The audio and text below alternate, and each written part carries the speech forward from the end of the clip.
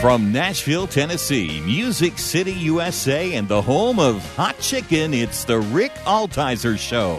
Sit back, buckle up. Rick will talk with the movers, shakers, and creators who put Christ in Christian entertainment. He's a man who's clear so the world can hear. Here's Rick Altizer. Hey, thanks for joining me today. So today my guests are filmmakers, Manny and Gil Sandoval. They're responsible for The Case for Heaven, movie that came out telling Lee Strobel's story.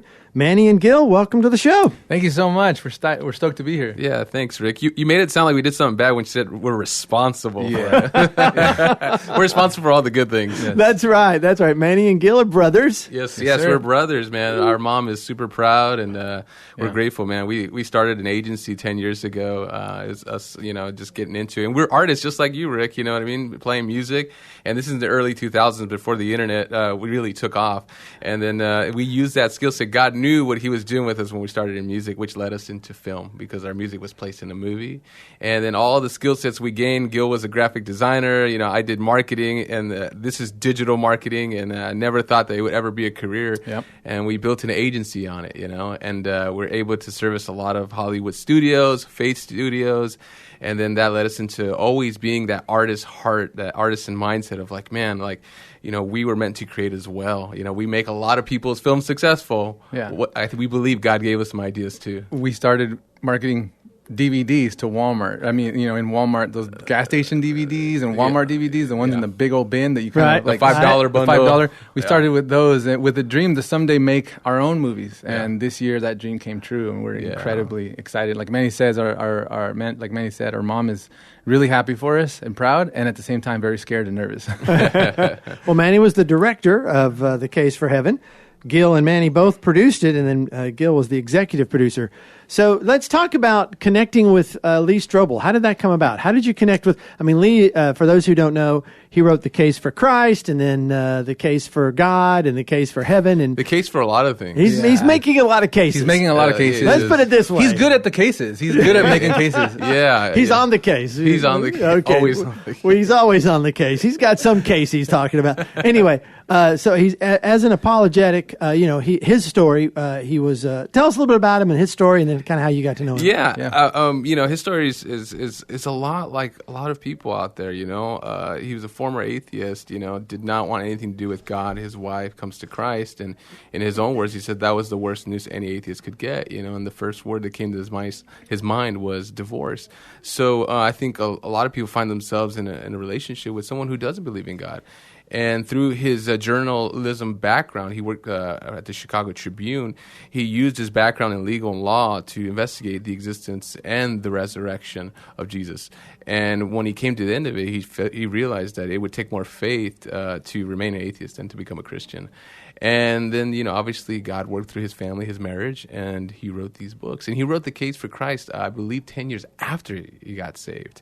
And what was amazing was it wasn't even his idea. His wife was like, you should write about what God did in your life. Right. As an investigative journalist, he investigated the Christianity and came away going, you know what? It's true. And you know what the amazing thing about the arts and being creative for anyone that's out there, even a producer, one that's trying to put a project together, you never really know how God's going to use it, whether it's in the moment or in the season that you think it will be in. So Lee's book didn't take off until years later.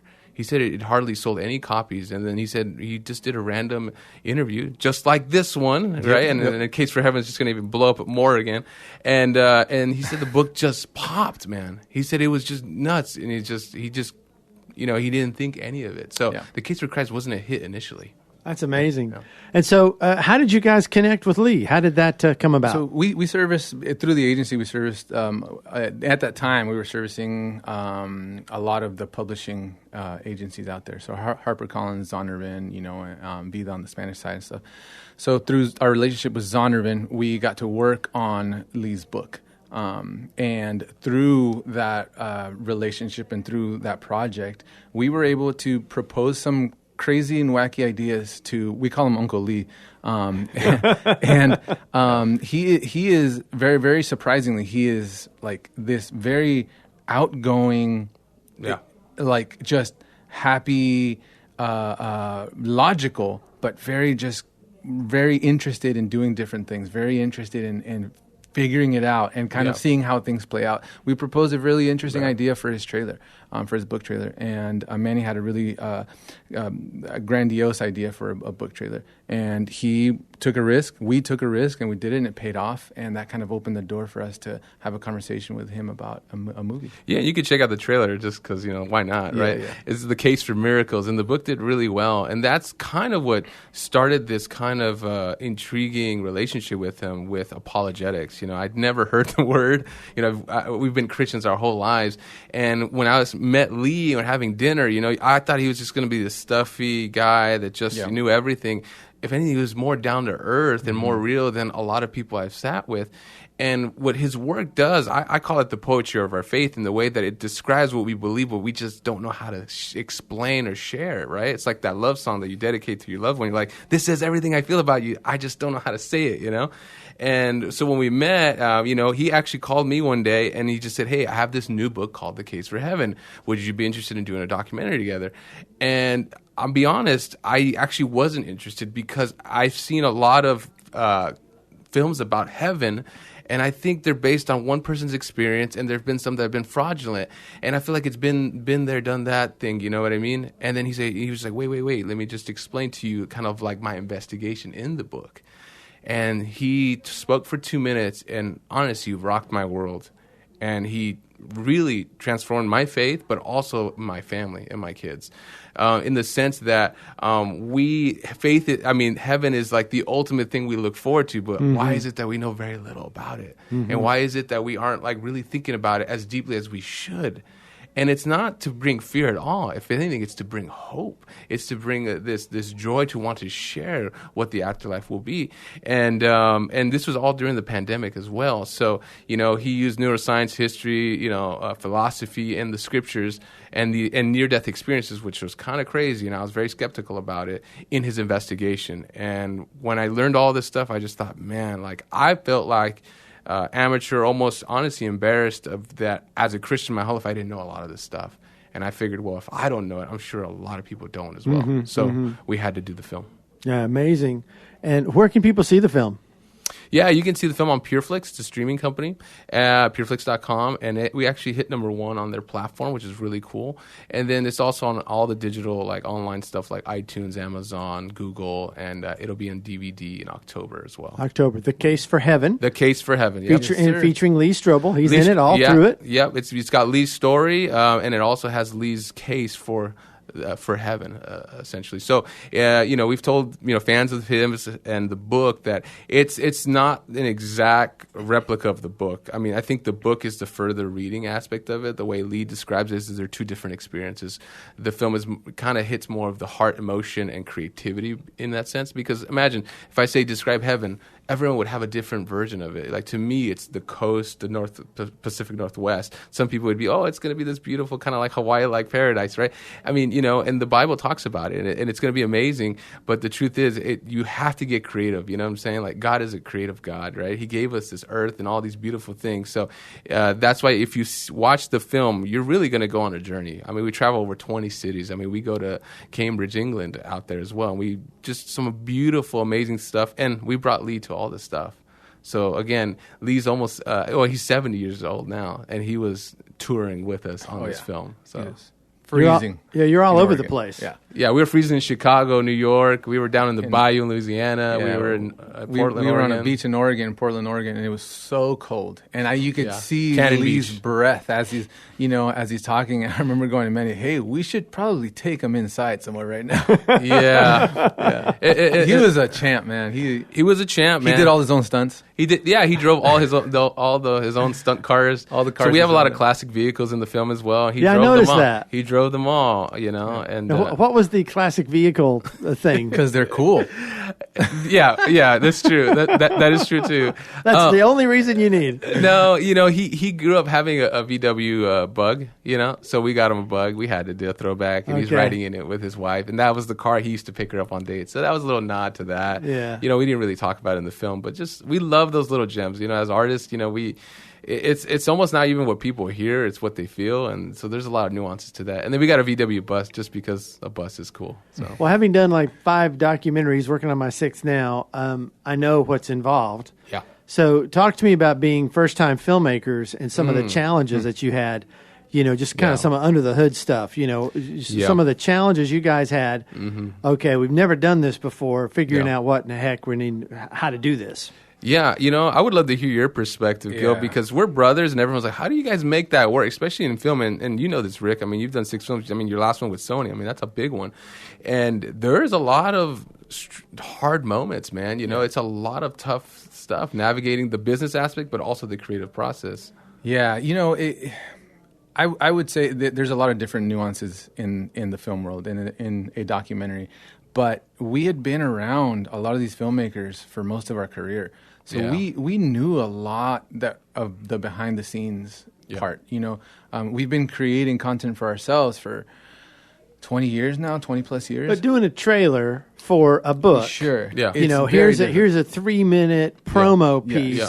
That's different than a 90-minute doc. 100%. So 100%. Talk about making that jump, making that leap. And again, the difficult part about it is we've been a part of a lot of big films on set, right? So we have seen a lot of it. I think for us, the challenges kind of came more from the things that we didn't anticipate, right? The things that we didn't see, that, like, for example, going over or location scouting, the different challenges with the logistics. And also, I think what it was it was during the pandemic. The pandemic did, and it was tough because a lot of people were losing people while we're filming, like someone's grandmother. Lee lost his brother to COVID, Oh, dear. I mean, it was a lot of that, and then so conditions, a lot of places weren't opened up, hotels, restaurants, and things like that. New York was like shut down, when we still went in there anyways.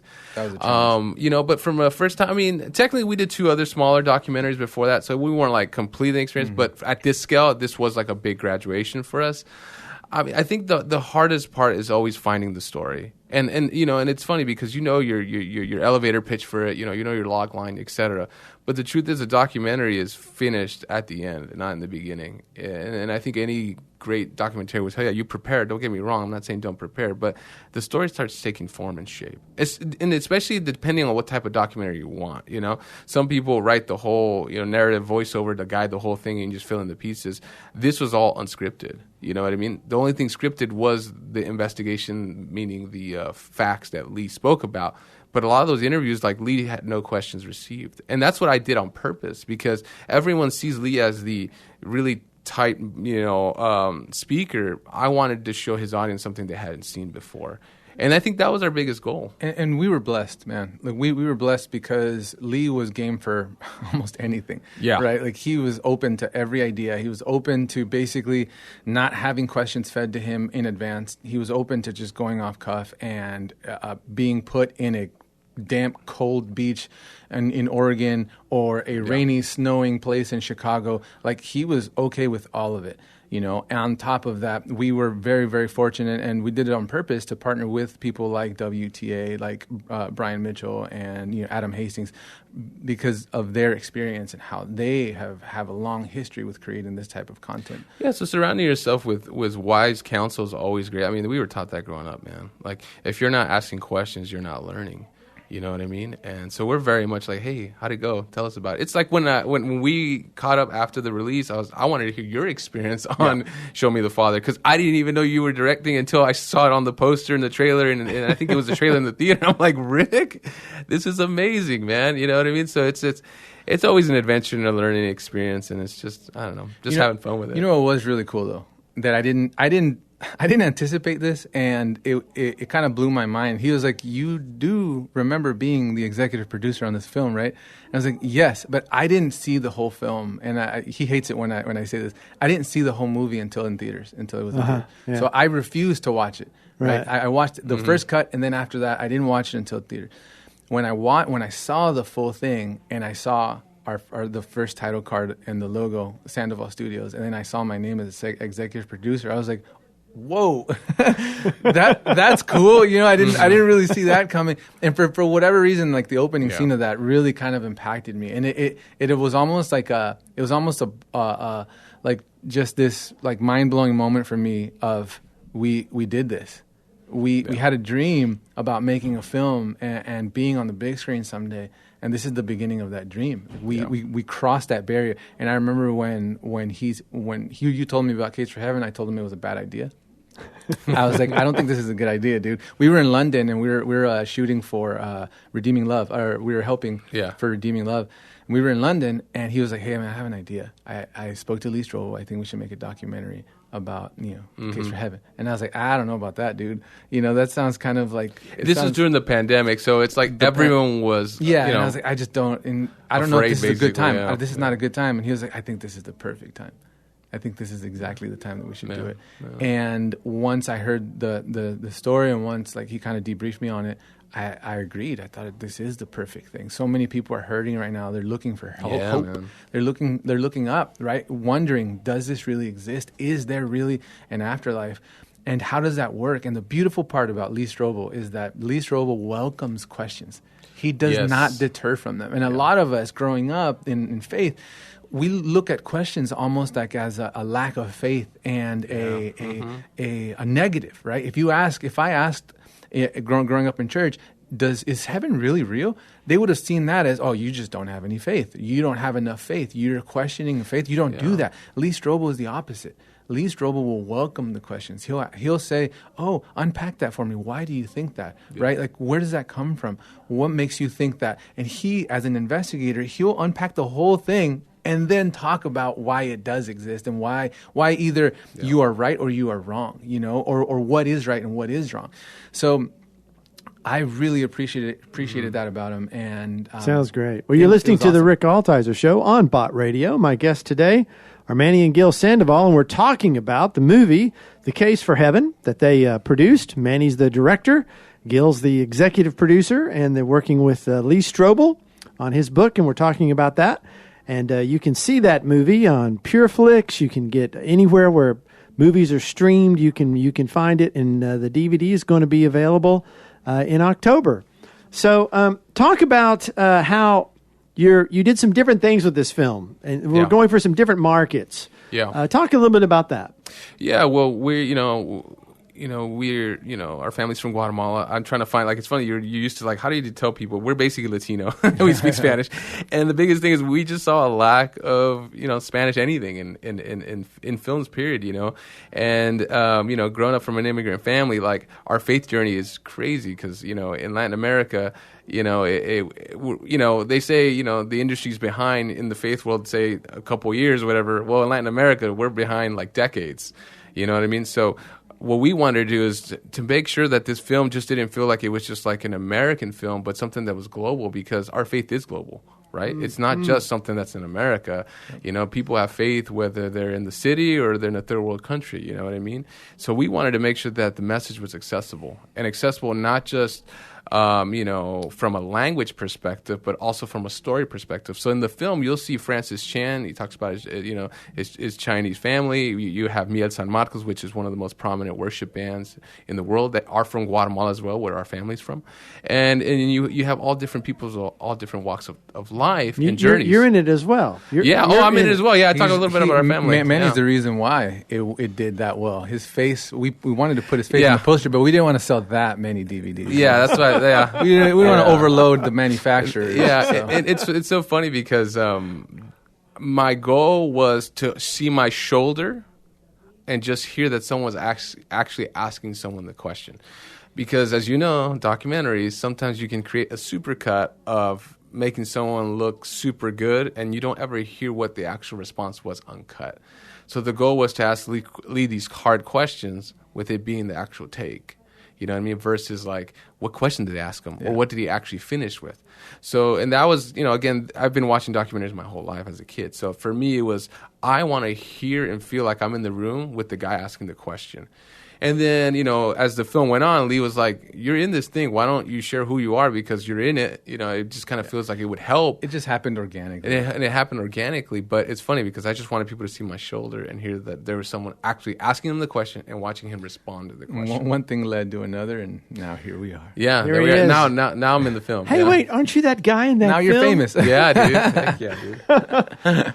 Well, yeah, and you also, so you reached out to a Latino audience. Band, Also, you reached out to a younger audience. So talk a little bit about that. Go ahead. Yeah, so like our goal and the strategy was Lee's audience is going to come because of Lee, right? But we wanted to create something that really appealed to our generation and a younger generation, right?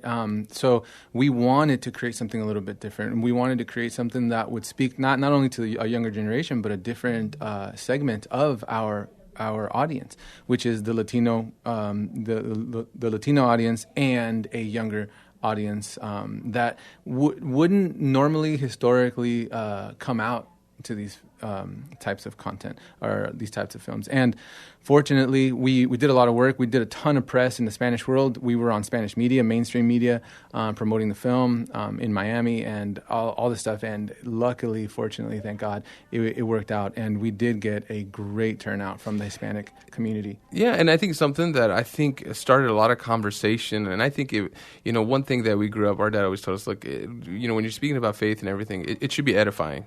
It should not be used for division. So we included an interview with the guy named John Steingard. He was the former singer for a band called Hawk Nelson, which was a prominent Christian band. And he was in the faith plus 30 years, et cetera. Raised in a pastor's family, pastor's kid, and essentially walked away from his faith and said, "I no longer believe in God."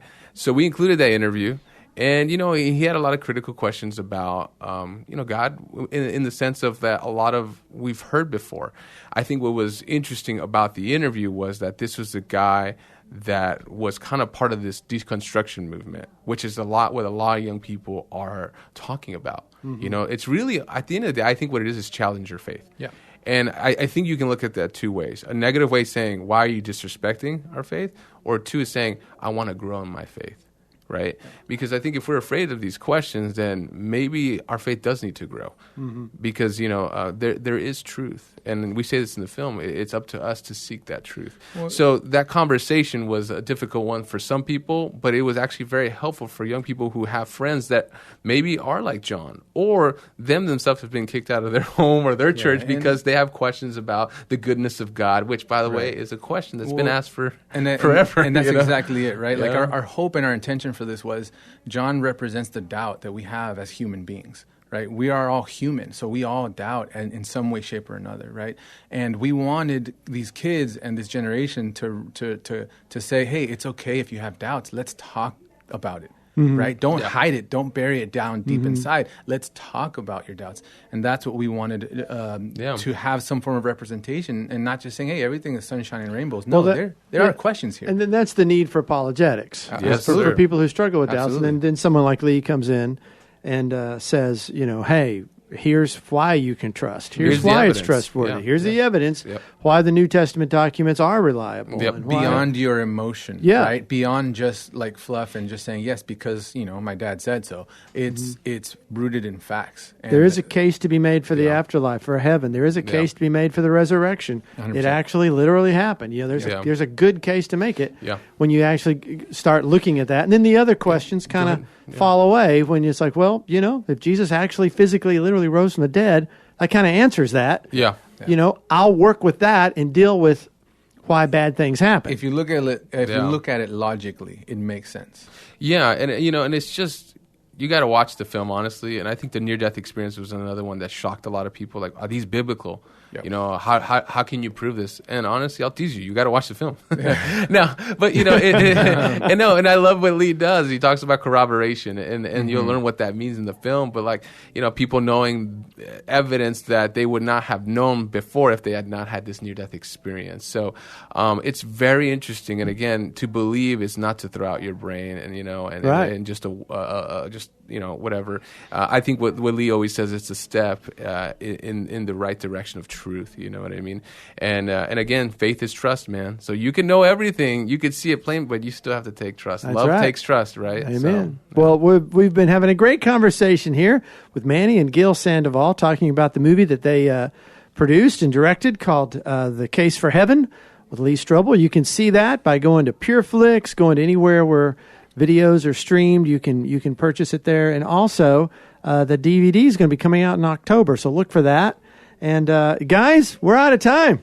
That was amazing. That's it? How Oh, can, man. How can Yeah, I they was getting find? warmed up. I know. How can they find information about you? More information. Where can they go? Well, for the film is thecaseforheavenmovie.com, and you can go to our company's website called SandovalAgency.com. Sandoval Agency, and Sandoval is Sandoval. Yeah, that's it. Agency. Yeah. And look at all the cool stuff they've worked on. Oh, yeah.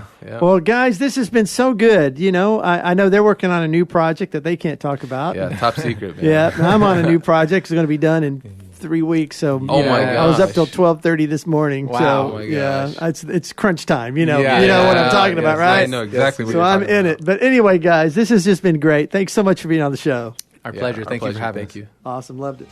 If there's a show you've missed, you can go to my website, rickaltizer.com, and catch up. Or you can listen to my podcast in iTunes or wherever you hear your podcasts. Just search for The Rick Altizer Show. Altizer is spelled Altizer. I want to thank you for listening. Hey, would you tell a friend about this show and share the love? Be sure to check us out again next week as we discuss how we communicate the gospel through media to our culture. Let's be clear so the world can hear. I'll talk to you next week. Thanks for listening.